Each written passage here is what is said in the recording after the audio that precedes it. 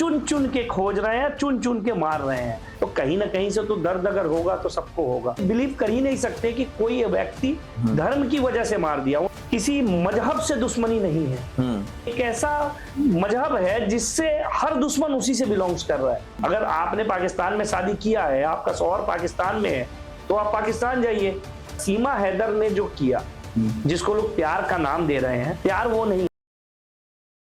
नमस्ते, मैं हूं दिग्विजय सिंह और अब से कुछ ही घंटे पहले एक बार फिर जम्मू कश्मीर में आतंकियों की एक बड़ी साजिश को नाकाम किया गया है। एक बार फिर एक ऐसे हाइडआउट का पता लगाया गया है जो कि 5 आईडी और उसके साथ में बहुत सारी चीजें वहां पे सुरक्षा बलों को मिली हैं। और ये जो जगह है ये जम्मू कश्मीर का पुंछ इलाका है। हमारे साथ रितेश श्रीवास्तव मौजूद है। रितेश जी, जिस तरीके से लगातार जम्मू कश्मीर में जो बैसरन घाटी में आतंकी हमला हुआ, उसके बाद से लगातार जैसे ही सेना एक्टिव हुई है, कई चीजें निकलकर सामने आ रही हैं।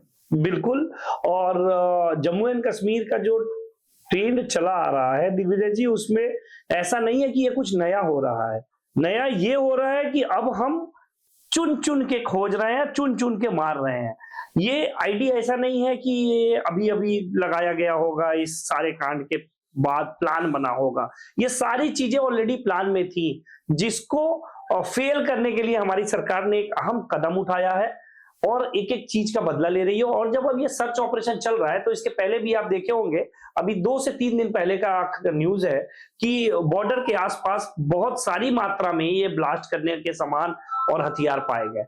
इसमें से एक बंदा जो लोकल कश्मीरी था, जिसे जंगलों में छुपाया गया था, जो सारे आतंकवादियों को, जो रिपोर्ट आपकी ये बताती है, मतलब हमारी न्यूज से ही मुझे पता चला कि सारे आतंकवादियों को गाइड करना और काइंड ऑफ सारे डायरेक्शन देना, ये सारा काम उस लड़के ने ही किया था, जो लोकल कश्मीरी था, जो जंगलों में छिप के काम करता था। बट वो इस आतंकवादी गिरोह का एक बहुत अहम सदस्य था, जिसको हम अगर साधारण भाषा में बोले तो एरिया मैनेजर का पोस्ट दिया गया था, राइट, जो इसकी रिस्पॉन्सिबिलिटी लेता था। उसको अभी कुछ दिन पहले, मुझे लगता है शायद कल या परसों, लास्ट 1 और 2 डेज बिफोर, वो ढेर किया गया है। तो ऑब्वियसली उसने जो किया है वो अब खुद मिल रहा है। अभी जो हालिया अभी थोड़ी देर पहले, कुछ ही घंटों पहले की घटना एक और सामने आई है। उसमें एक संदिग्ध आतंकी कह सकते हैं, आतंकियों की मदद करने वाले एक शख्स की पूछताछ की गई थी। पूछताछ के बाद वो बंदे को छोड़ा गया और छोड़ने के बाद फिर दोबारा से जब वो सर्विलांस पे रखा गया था, दोबारा से पुलिस उसके पास तक पहुंचने की कोशिश कर रही थी, सेना। तब तक उसने जो है वहां की एक पहाड़ी नाला बहता है, उसमें उसने छलांग लगा दी और वो वीडियो वायरल हुआ है, बहुत ऊंचाई से लिया गया, उसमें वो बहते बहते वो डूब गया। इस पे बहुत ज्यादा राजनीति शुरू हो चुकी थी, क्योंकि जो वहां कश्मीरी लोगों का कहना था कि भाई वो एक सीधा साधा नॉर्मल सा इंसान था जो अपना काम करता था, और उसको जो है पुलिस वालों ने पकड़ा, सेना ने पकड़ा, उसकी पिटाई कर दी और उसके बाद उसको पानी में फेंक दिया। जबकि अब जब वीडियो सामने आया है तो उससे ये पता चला कि वो खुद वहां जंगल से निकलता है और पुलिस से बचने के लिए, सेना से बचने के लिए पानी में छलांग लगा देता है।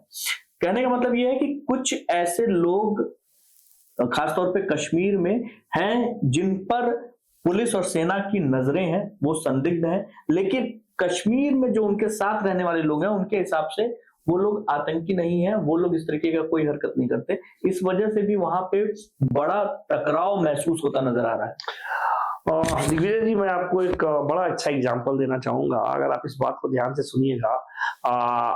एक टीवी में एक सीरियल चल रहा था जिसमें एक इंटरव्यू चल रहा था, और जो इंटरव्यू लेने वाला था उन्होंने एक बड़ी अच्छी कैलकुलेशन, एक सर्वे बताया। उसमें ये बताया गया कि पाकिस्तानी चैनल पे और पाकिस्तान की तरफ से एक सर्वे ये आ रहा है कि 82% लोगों का मानना है पाकिस्तान में कि अगर भारत पाक का युद्ध हुआ तो पाकिस्तान की सेना जीत जाएगी और भारत कुछ नहीं कर पाएगा। ये कहाँ पे चल रहा था? पाकिस्तान में जो सर्वे हुआ। अच्छा। और 18% वहां के लोगों का ये मानना है कि भारत की पाकिस्तान की फौज भारत से लड़ने के लिए सक्षम नहीं है। और इत्तेफाक ये था, ये 18% लोग वो थे जो उस पाकिस्तानी फौज में काम करते हैं। तो अब आप इसका मतलब समझिए, जो खुद फौज में है वो बता रहे हैं कि हम इस लायक सक्षम नहीं है, बट 82% लोगों का जो फौज में नहीं है वो बाहर से बैठ के बता रहे हैं कि हम भारत का सब कुछ सर्वनाश कर देंगे और फिर से बाबरी मस्जिद बनेगी, ब्ला ब्ला, दिस टाइप ऑफ चीजें, थिंग्स। सो आप हमेशा ये समझिए कि सब्जी के साथ कभी घुन नहीं कटता है, घुन हमेशा गेहूं के साथ पिसता है। कुछ लोग ऐसे होंगे जिनको मैं मानता हूं कि जो आतंकवादी नहीं होंगे, जो शायद ऐसे आतंकवादियों का साथ नहीं देते होंगे, बट आप ये समझिए अगर आपके लोकेशन पर, मैं मुल्क कौम जैसी चीजों को नहीं बोलना चाहूंगा, बट अगर आपके लोकेशन पर ज्यादातर लोग ऐसे हैं जो या तो टेररिस्ट हैं या अपने आप को मुजाहिदी बोलते हैं, जो कि टेररिस्ट का ही पार्ट है, या तो फिर वो दोनों ही नहीं है तो उनका साथ दे रहे हैं क्योंकि उनको लग रहा है कि जो भी मुजाहिदी कर रहे हैं वो सही कर रहे हैं। तो कहीं ना कहीं से तो दर्द अगर होगा तो सबको होगा, क्योंकि आपने उन बेगुनाह लोगों को मारा है और जिनका कोई मतलब ही नहीं था आपके इस लड़ाई झगड़े से। तो जब इधर बेगुनाह लोगों को आपने सिर्फ धर्म पूछ के मार दिया, तो हो सकता है कि कुछ बेगुनाह ऐसा भी हो जो डर के मारे आत्महत्या कर लें।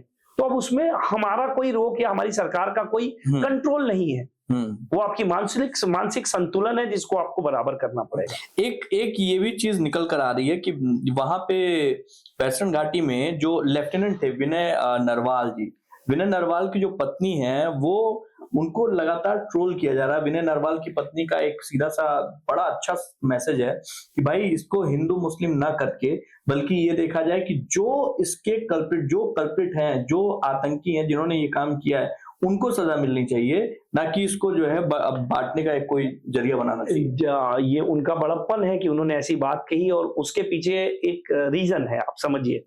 वो उनके हस्बैंड क्या थे? लेफ्टिनेंट थे अर्थात सिंपल सी बात है वो डिफेंस में थे। और डिफेंस का कल्चर ना धर्म, जात पात और रिलीजन से हटके होता है। डिफेंस के लोगों को ये समझना बड़ा मुश्किल होता है, वो ये बिलीव कर ही नहीं सकते कि कोई व्यक्ति धर्म की वजह से मार दिया। उन्हें पता है ये आतंकवाद था, ये आतंकवाद है, तो उनका एक ही मोटो है कि मैं सिर्फ उन लोगों को मारूं जिनकी वजह से, या उन लोगों को सजा दूं जिनकी वजह से हुआ। बट आप समझिए ये हिंदू मुस्लिम करना गलत है ऑब्वियसली, लेकिन मैंने एक बड़ी सिंपल सी लाइन पहले भी बोली थी, आपको भी समझाया था कि हमें किसी मजहब से दुश्मनी नहीं है, बट एक ऐसी कौम है, एक ऐसा मजहब है जिससे हर दुश्मन उसी से बिलोंग्स कर रहा है। नहीं, एक चीज ये भी निकल कर सामने आई थी अभी कुछ दिनों पहले, हिंदू आतंकवाद का भी एक जो है आपने एक चेहरा देखा होगा जो मुंबई के मालेगांव में ब्लास्ट हुआ था। उसमें सारे के सारे जो है जितने लोग थे उसमें शामिल थे, जिसमें प्रज्ञा सिंह का नाम था, साध्वी प्रज्ञा सिंह का नाम आ रहा है। 8 मई को जो है उसका अभी वो आने वाला है, उसका अदालत अपना। सर हमारा अगर पर्सनल विचार पूछेंगे तो अगर कोई हिंदू आतंकवादी है तो उसकी पूर्वजों में कोई ना कोई मुस्लिम जरूर होगा। ये खून हमारे हिंदू और सनातन में हो ही नहीं सकता। नहीं तो अभी तो ये बेसिकली जो रंग दिया जा रहा है या जो बांटने का जो तरीका है, जो जिसको भड़काने के लिए नाम पूछकर गोली चलाई गई, खासतौर पे अभी वेस्टर्न घाटी में, वो यही था कि यहाँ अंदर जो शांति बन रही है, जो बिल्कुल आप बिल्कुल सही बोल रहे हैं। इस बात के से मैं भी सहमत हूं कि धर्म पूछ के, अगर मुझे पता है कि मुझे सिर्फ हिंदू को मारना है तो मैं वहां आइडेंटिफाई करके भी मार सकता था। मैं धर्म पूछ के मार रहा हूं तो उनका मोटो यही था कि भारत के अंदर स्पेशली जम्मू एंड कश्मीर में जो थोड़ी बहुत शांति हो चुकी थी, शांति का माहौल था, उसको और खराब करना और भारत के अंदर हिंदू और मुस्लिम का एक बार फिर से बड़े लेवल पे दंगा करना, राजनीतिक उलटफेर करवाना। क्योंकि सबको पता है आज के डेट में योगी और मोदी, ये 2 नाम ऐसे आ रहे हैं, और अमित शाह जी का, कि जो देश को, ऐसा नहीं है कि मुस्लिमों को समर्थन नहीं कर रहे हैं। आप 3 तलाक का देखें जिसमें मुस्लिम में जितनी महिलाएं इतनी प्रॉब्लम बरसों से फेस कर रही थी, उन्हें भी काफी रिलीफ मिला। वो सब मोदी के फेवर में रही हैं, हमारे सरकार के फेवर में रही हैं। तो उसमें फिर से एक बार उलटफेर करना और इस सरकार को हटाना, इसके ऊपर एक ब्लैक स्पॉट लगाना और अंदर शांति भंग करना, जिससे अपने आप हमारी संख्या ऐसे भी कम है और कम हो जाए। पूरा देश आहत है, गुस्से में है। कई बार हम लोग बातचीत में जो है इन चीजों को आपस में बातचीत कर रहे हैं, चाय की दुकान पे, नुक्कड़ में, स्कूल में, कॉलेज में, कहीं भी आप जाएंगे तो आपके पास यही एक ऐसा मुद्दा है जिसपे सब चर्चा कर रहे हैं, बातचीत कर रहे हैं। आपको क्या लगता है कि इसका सोल्यूशन आपके हिसाब से क्या होगा? देखिए, बहुत अहम मुद्दा है। अगर आप बात चर्चा करने की कर रहे हैं तो अगर आज हमारे घर के लोगों को, आज हमारे भाई को, दोस्तों को, परिवार के लोगों को अगर चाहे धर्म पूछ के मारा जाए या जैसे भी मारा जाए, अगर आतंकवाद का शिकार हमारे घर में घुस के किया जा रहा है, अगर आतंकवादी हमारे घर में घुस के शिकार कर रहे हैं और हम चर्चा भी ना करें, आप समझ सकते हैं फिर हमारे पास कोई शब्द ही नहीं है। चर्चा करके हम अपना आक्रोश, अपनी चीजें डिस्कस तो कर सकते हैं। मुझे पता है मेरे आस्तीन में सांप है, लेकिन फिर भी मैं मुड़ के नहीं देख रहा हूं, तो ये मेरी कब गलती है? वो सांप की गलती नहीं है अगर वो मुझे काटता है, वो मेरी गलती है।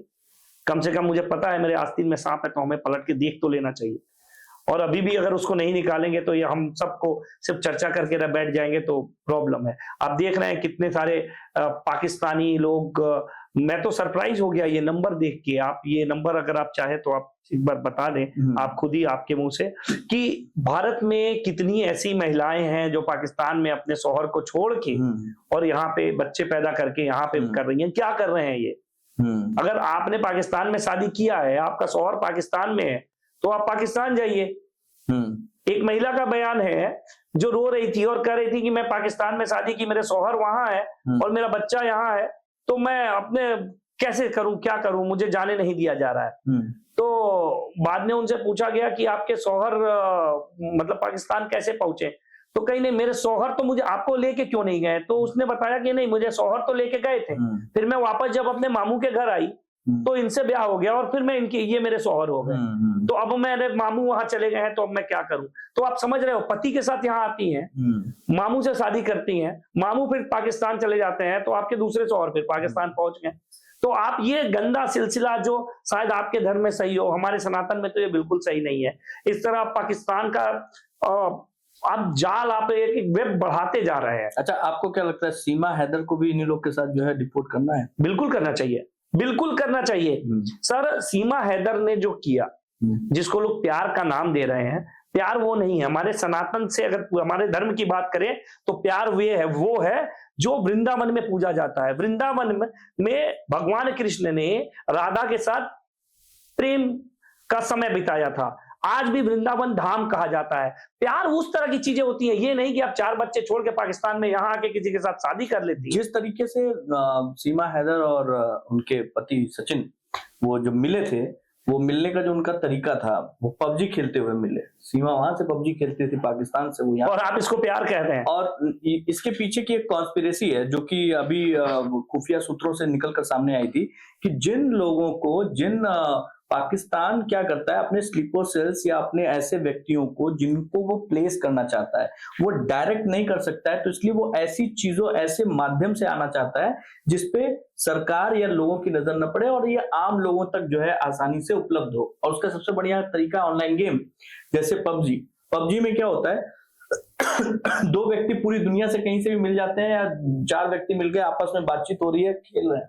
उसी खेल के दौरान ही इन लोगों के बीच में बातचीत हुई, चीजें हुई, और उसी बातचीत से ये सीमा जो है, क्या नाम है, इनकी तरफ आकर्षित होती है, ये उनकी तरफ आकर्षित होते हैं और सीमा आ जाती है।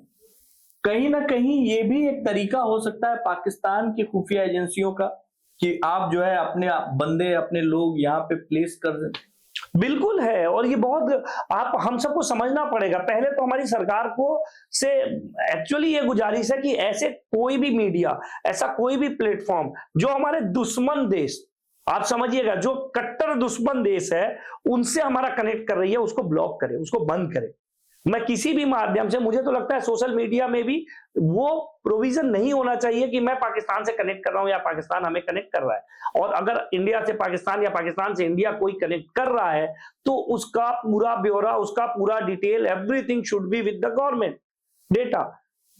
मेरा शौहर वहां पे है, पाकिस्तान में है, मेरी वाइफ जिसको बेगम बोलते हैं, मेरी बेगम पाकिस्तान में है और मैं उनसे बात कर रहा हूं। क्या जरूरत है मुझे बात कर, मैं खुद पाकिस्तान क्यों नहीं चला जा रहा हूं? और अगर करना है तो वो प्रॉपर आइडेंटिफाइड एक्नॉलेज करके एक डिक्लेरेशन के साथ वो कॉल होना चाहिए, जिसका रिकॉर्ड होना चाहिए, जिसका सारा डिटेल गवर्नमेंट के पास होना चाहिए। Thank you so much Ritesh ji, बहुत अच्छी परिचर्चा रही और उम्मीद करते हैं कि इस तरीके के गहन मुद्दों पर हम लोग दोबारा भी बैठेंगे। बहुत शुक्रिया। Thank you Digvijay.